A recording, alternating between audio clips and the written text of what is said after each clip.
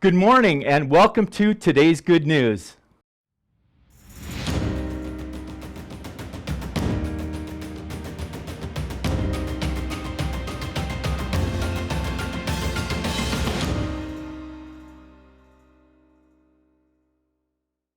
My name is Mitch. I'm missionary staff here at Calvary Chapel, Rosarito, and we're continuing on our study through the book of Proverbs. And this morning we are in Proverbs chapter 19, and we'll be looking at verse 11. Jeez. Hey, I'm trying to do a Bible study here, you troll. You know, fans. Anyways, we are, like I said, we're in Proverbs chapter 19, and we're looking at the topic of overlooking an offense. It's so easy to get offended these days. Jeez. You forgot the eggs? Honey, how many times do I have to write? Why do we even write these things if you're going to forget every time? Come on, hon, pick up your game. Sorry about that. Sorry about that. Like I was saying, it's so easy to get offended in today's culture, especially when people are online and they're reading what other people say, and then it's so easy just to get offended and get angry, and even at people you don't even know. And geez, gosh, hang on just a sec. Geez, thanks a lot for not commenting on my daughter's video. Blocked. Last time I ever watched your videos. Anyways, like I was saying, of course I'm just playing there. That's an illustration of how easy it is. And a little close to home, because the one with my wife, it's actually, those kind of things have happened. And maybe they've happened to you too. But here in Proverbs, it gives us some great wisdom.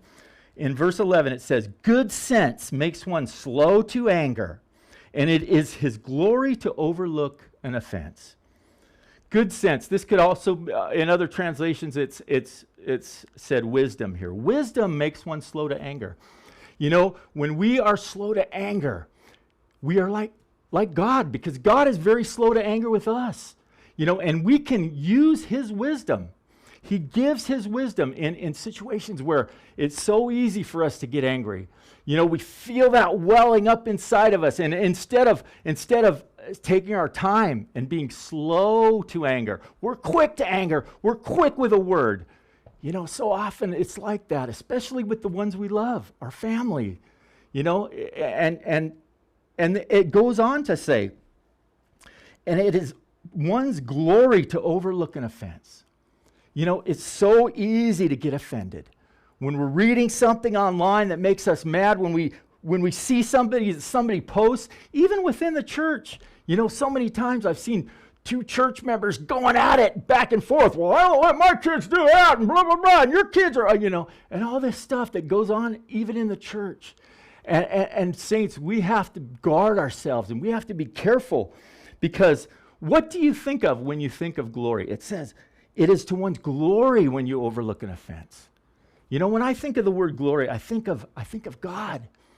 I think of his holiness, his righteousness, his love, and the way he overlooks our offense. He because of his son and his sacrifice, he can take our sin and overlook it and cast it into the sea. And you know what? Parents, you need to overlook the sin of your kids every once in a while. You can't just jump down their throat on everything that they do. If you're like that, you're going to crush those kids. So it's to one's glory. When you overlook offenses with people, you're like God.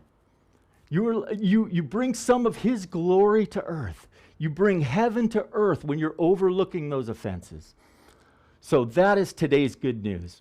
And I do have a riddle for you. I had a neighbor that got really offended. Everything that I did, he'd get totally offended. And he was about to move out. And I said, "Have a nice life." And you know what? He stole something out of my yard. He totally got offended and he stole something out of my yard. What did he steal? Let me know. Thank you.